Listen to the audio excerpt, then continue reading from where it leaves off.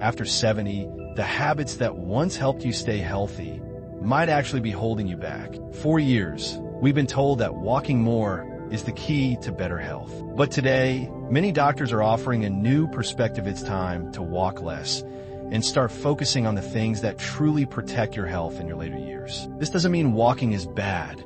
Far from it. It simply means that as you age, your body has different needs. If long walks are still your main form of exercise, you might be overlooking 5 powerful practices that play a bigger role in keeping you strong, steady, and mentally sharp. In this video, we'll explore 5 essential habits that become even more important than walking once you're in your 70s. These aren't just opinions. They're backed by the latest research on aging, mobility, cognitive health, and long-term independence. Stick with us until the end, because shifting your focus to these 5 areas can enhance your quality of life, reduce your risk of injury, and even add healthy years to your life. Let's get started. Number 1.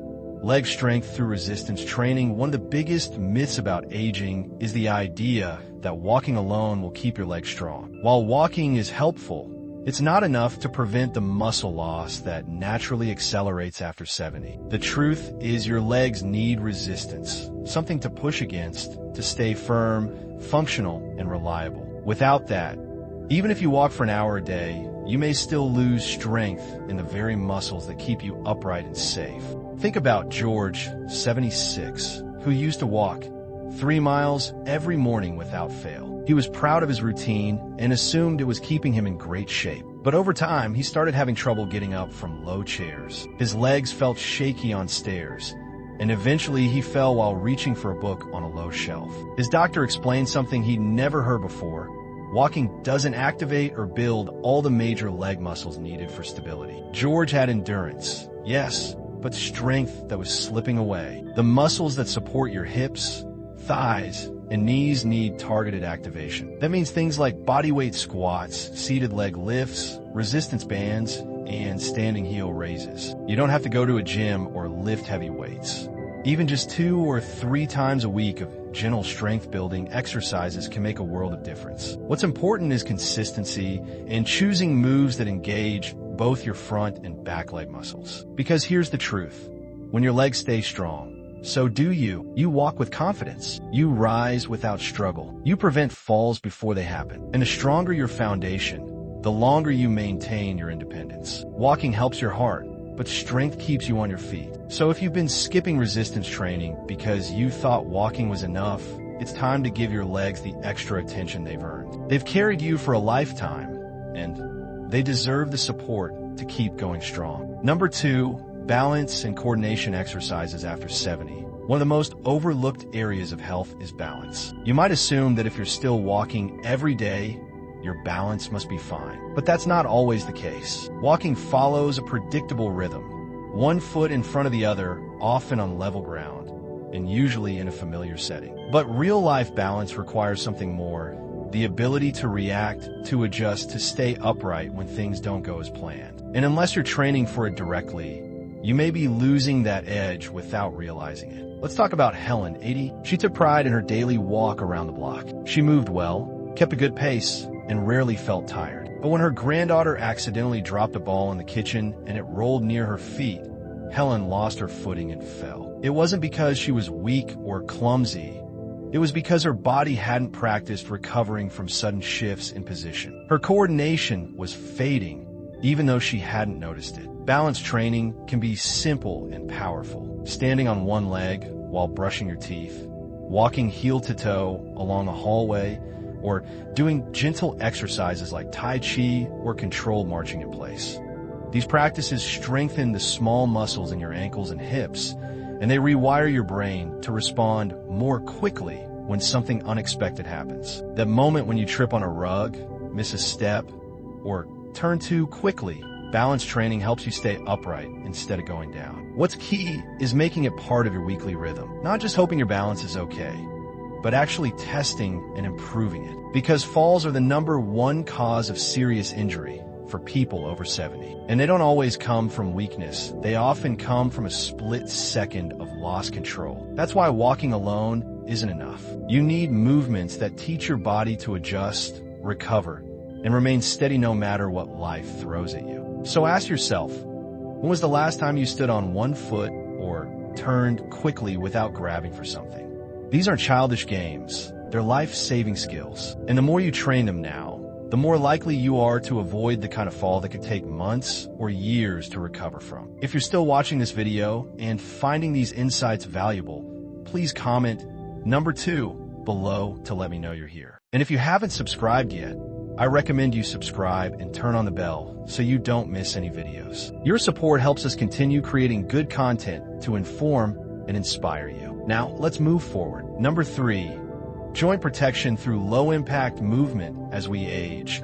Our joints carry the weight of every step we've taken, decades of movement, effort, and wear. And while walking has benefits, too much of it, especially on hard surfaces, can slowly grind down the cartilage in your knees, hips, and ankles. After 70, it's not just about moving more. It's about moving smarter. And for many older adults, reducing repetitive impact and shifting to joint-friendly movement is one of the most important changes they can make. Consider Martin, 73, who used to walk 5 miles a day around his neighborhood. It was his favorite routine. But over time, his knees began to ache. He started hearing more cracking sounds when he stood up. Stairs became harder, and eventually he stopped walking as far.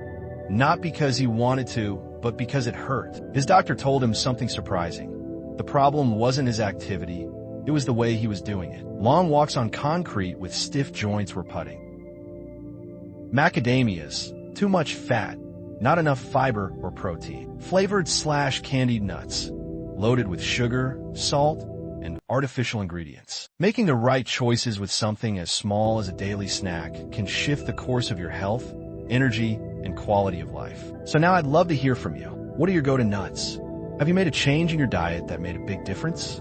Drop a comment below and share one thing you learned today or one thing you plan to change. And if you found this helpful, please like, subscribe, and share it with someone who needs this message. You deserve to feel your best every single day. Here's to smarter snacking, stronger bodies, and sharper minds. Take Barbara, 79, for example. She walked every morning, read the newspaper, and kept up with her house chores. But she noticed something unsettling. She was forgetting names more often, losing track of conversations, and struggling to recall what she had planned for the day. When she mentioned it to her doctor, he asked a surprising question. When was the last time you learned something new? That question stayed with her, because while her body was moving every day, her brain was stuck on autopilot. The truth is your brain needs novelty, effort, and challenge to stay healthy. Activities like learning a new card game, trying out a new recipe, writing a letter by hand, or even learning a few phrases in a different language can light up areas of your brain that haven't been used in years. And it's not about doing it perfectly, it's about doing it actively. Engaging your memory, your logic, your creativity, and your attention span all build cognitive reserves that can help delay or even prevent the signs of mental decline. There's also a growing body of research showing that purposeful mental activity done regularly can improve mood, increase energy, and reduce the risk of depression, which is often underdiagnosed in older adults. And unlike walking, which can become routine and passive, mental activity forces your brain to stretch and adapt. So if your days are filled with the same patterns, watching the same shows, doing the same chores, reading the same headlines, it's time to shake things up. Pick up a puzzle, memorize a poem, join a discussion group, or challenge yourself with something just slightly outside your comfort zone. Because a healthy brain isn't built through routine. It's built through curiosity, attention, and effort. And the more you give your brain what it craves, the more it will reward you with clarity, confidence, and connection in the years ahead.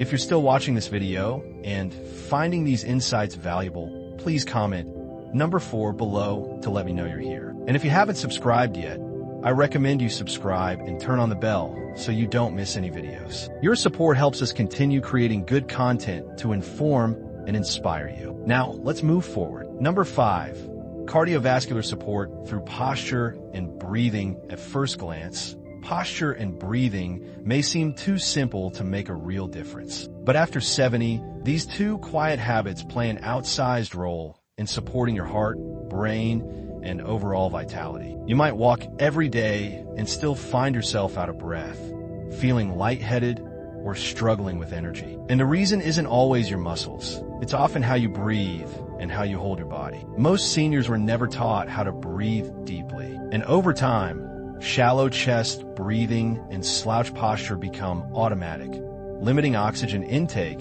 and placing more stress on the heart. Think of someone like Leonard, 78. He thought his breathlessness was due to aging. He wasn't overweight, he didn't smoke, and his walking routine hadn't changed in years. But during a physical therapy session after a minor surgery, the therapist noticed something else.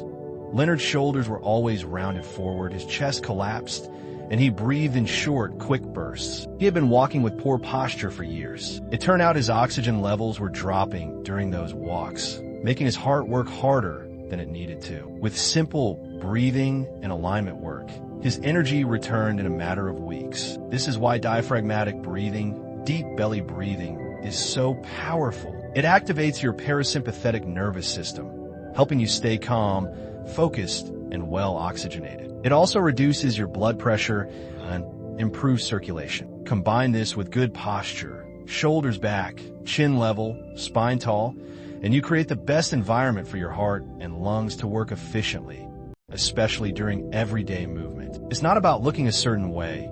It's about creating space inside your chest so your organs can do their jobs without being compressed. And here's the most important part.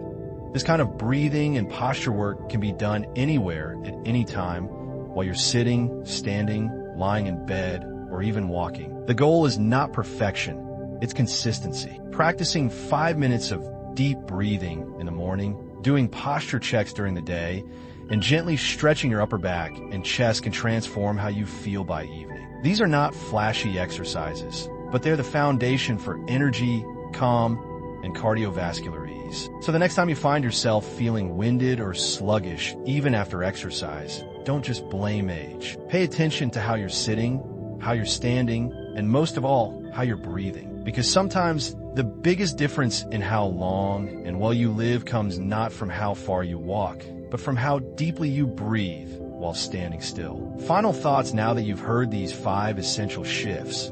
It's time to reflect on what they mean for you. Walking has its place, but after 70, your health depends on more than just steps. It depends on the strength in your legs, the steadiness of your balance, the care you give to your joints, the attention you give your mind, and the air you allow yourself to fully breathe. Every one of these areas is connected to how long you'll live, and more importantly, how well you'll live while you're still here. Many people continue doing what they've always done, not realizing their bodies have changed. But you're not the same person you were at 50 or even 60. And that's not something to fear. It's something to respect. Your body is wiser, more delicate in some ways, and more powerful in others. It needs a different kind of care now. One that listens, one that adjusts, one that says, I'm not just trying to stay busy, I'm trying to stay well. So if you've been walking every day and wondering why your knees ache, where your energy dips, where your balance feels a little off, it's not your imagination. Your body is asking for more than just motion. It's asking for targeted, intentional care. And the good news is, you can start that care today with one balance exercise, one breathing session, one choice to stand tall, and tomorrow, your body will remember it. It always does. Thank you for joining us today. We'd love to hear from you. Leave a comment below and share one thing you learned today and how you plan to use in your life. Your thoughts are important to us, so don't hesitate to share them. Reading your comments gives us great motivation and encouragement. If you enjoyed this video and found it helpful, please like, subscribe, and share. Your support helps us continue creating good content to inform and inspire you. Thanks for watching, and we look forward to seeing you in the next video.